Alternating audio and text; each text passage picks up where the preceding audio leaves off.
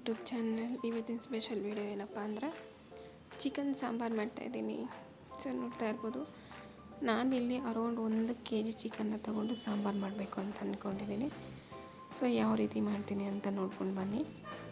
So ನಾನಿಲ್ಲಿ ಒಂದು ಅಗಲವಾಗಿರೋ ಪಾತ್ರೆನ ಇಟ್ಕೊಂಡು ಅದಕ್ಕೆ ನಾನು 2-3 ಟೇಬಲ್ ಸ್ಪೂನ್ ಆಗೋಷ್ಟು ಆಯಿಲ್ನ ಮಿಕ್ಸ್ ಮಾಡ್ತಾಯಿದ್ದೀನಿ. ಸೊ ನಾನಿಲ್ಲಿ ಅರೌಂಡ್ 1 kg ಚಿಕನ್ನ ಕ್ಲೀನಾಗಿ ವಾಶ್ ಮಾಡಿ ತೆಗೆದಿಟ್ಕೊಂಡಿದ್ದೀನಿ. ನೀವು ನೋಡ್ತಾ ಇರ್ಬೋದು 1 kg ಚಿಕನ್ ಇದೆ. ಸೊ ಇದರಲ್ಲಿ ನಾನಿವತ್ತು ಸಾಂಬಾರು ಮಾಡ್ತಾಯಿದ್ದೀನಿ. ತುಂಬ ಟೇಸ್ಟಿಯಾಗಿರುತ್ತೆ, ನೀವು ಕೂಡ ಒಂದು ಸಲ ಟ್ರೈ ಮಾಡಿ.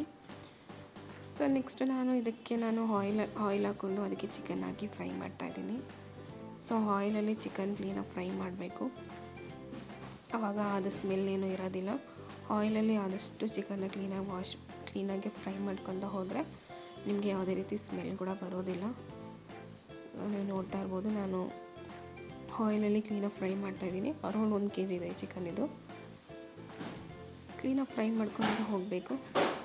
ನೆಕ್ಸ್ಟ್ ನಾನು ಫ್ರೈ ಮಾಡಬೇಕಾದ್ರೆ ನಾನು ಇದಕ್ಕೆ ಸ್ವಲ್ಪ ಅರಿಶಿನ ಮತ್ತು ಉಪ್ಪನ್ನು ನಾನು ಇವಾಗಲೇ ಸೇರಿಸ್ಕೊಳ್ತೀನಿ.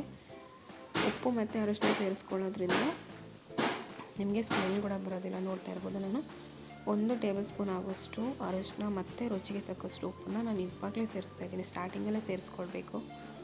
ರುಚಿಗೆ ತಕ್ಕಷ್ಟು ಉಪ್ಪು ಮತ್ತು ಅರಿಶಿನ ನೋಡ್ಕೊಂಡು ಉಪ್ಪು ಹಾಕ್ಕೊಳ್ಳಿ. ರುಚಿಗೆ ತಕ್ಕಷ್ಟು ಉಪ್ಪು. ನಿಮ್ಗೆ ಏನಾದರೂ ಉಪ್ಪು ಕಮ್ಮಿ ಅನ್ನಿಸ್ತು ಅಂತಂದರೆ ಲಾಸ್ಟ್ಗೆ ಮತ್ತೊಮ್ಮೆ ಒಂದು ಸಲ ಟ್ರೈ ಮಾಡಿ ಟೇಸ್ಟ್ ಮಾಡಿಬಿಟ್ಟು ಒಂದು ಸಲ ನೀವು ಉಪ್ಪನ್ನ ಹಾಕ್ಕೋಬೋದು.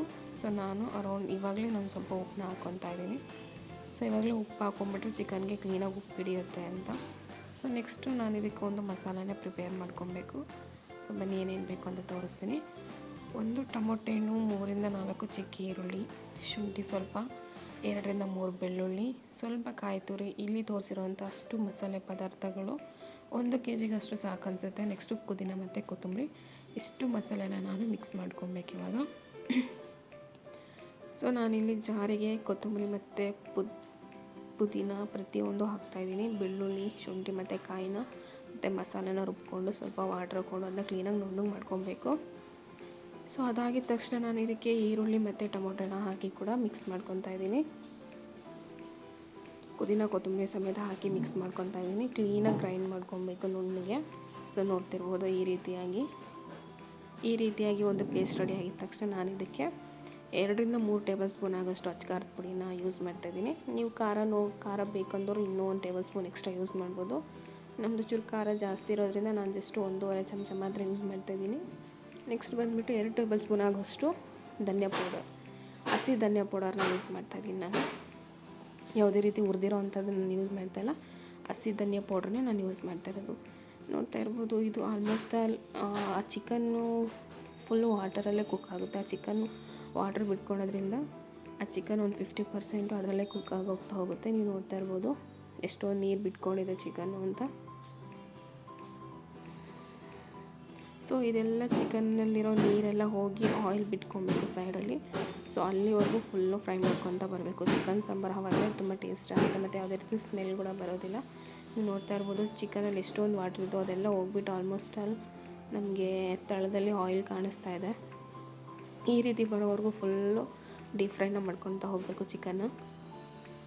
ಸೊ ಚಿಕನ್ನಲ್ಲಿರೋ ವಾಟ್ರೆಲ್ಲ ಹೋದರೆ ಮಾತ್ರ ನಮಗೆ ಯಾವುದೇ ಸ್ಮೆಲ್ ಇರೋದಿಲ್ಲ. ಸೊ ನೋಡ್ತಾ ಇರ್ಬೋದು, ನಾನು ರೆಡಿ ಮಾಡಿರೋಂಥ ಪೇಸ್ಟ್ನ ನಾನು ಇವಾಗ ಹಾಕ್ಕೊತಾ ಇದ್ದೀನಿ.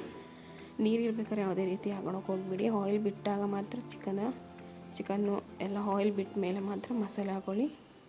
ಸೊ ಒಂದು ಟೈಮ್ ಮಸಾಲೆ ಹಾಕ್ಬಿಟ್ಟು ನಾನೆಲ್ಲ ಮಿಕ್ಸ್ ಮಾಡ್ಕೊತಾ ಇದ್ದೀನಿ.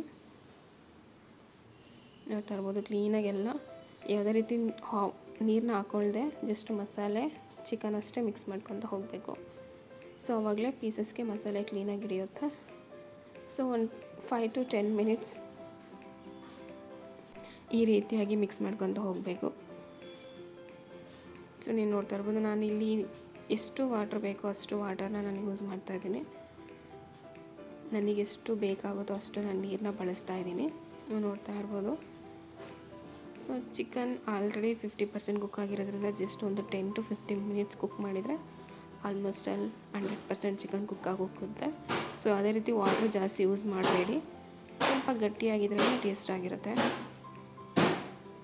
ನೀವು ನೋಡ್ತಾ ಇರ್ಬೋದು, ನನಗೆ ವಾಟ್ರ್ ಎಷ್ಟು ಬೇಕೋ ಅಷ್ಟು ಅವಶ್ಯಕತೆ ಇದ್ದಷ್ಟು ನಾನು ವಾಟ್ರನ್ನ ಹಾಕ್ತಾಯಿದ್ದೀನಿ. ಸೊ ಕ್ಲೀನಾಗಿ ಒಂದು ಸಲ ಮಿಕ್ಸ್ ಮಾಡಿಬಿಟ್ಟು ಆದಷ್ಟು ಲೋ ಫ್ಲೇಮಲ್ಲಿ ಕುಕ್ ಮಾಡ್ತಾ ಹೋಗಿ. ಒಂದು ಲೋ ಫ್ಲೇಮಲ್ಲಾದರೆ ಒಂದು 30 ಮಿನಿಟ್ ಬೇಕಾಗುತ್ತೆ ಕುಕ್ ಮಾಡಲಿಕ್ಕೆ.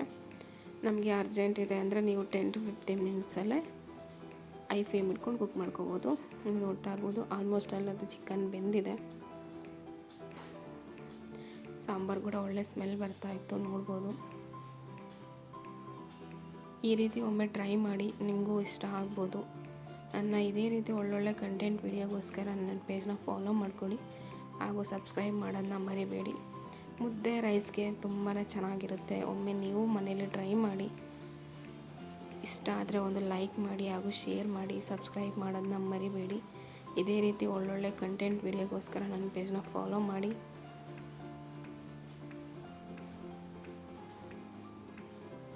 ಆಲ್ಮೋಸ್ಟ್ ಇದು ಕ್ಲಿಯರ್ ಆಗ್ತಾ ಬರ್ತಾ ಇದೆ, ನೋಡ್ತಾ ಇರ್ಬೋದು. ಇದು ಆಲ್ಮೋಸ್ಟ್ ಎಲ್ಲ ಬೆಂದಿರೋದ್ರಿಂದ ನಾನು ಕ್ಲೋಸ್ ಮಾಡ್ತಾಯಿದ್ದೀನಿ. ಸೊ ಇದೇ ರೀತಿ ಒಳ್ಳೊಳ್ಳೆ ಕಂಟೆಂಟ್ ವಿಡಿಯೋಗೋಸ್ಕರ ನನ್ನ ಪೇಜ್ನ ಫಾಲೋ ಮಾಡೋದನ್ನ ಮರಿಬೇಡಿ. ಧನ್ಯವಾದಗಳು.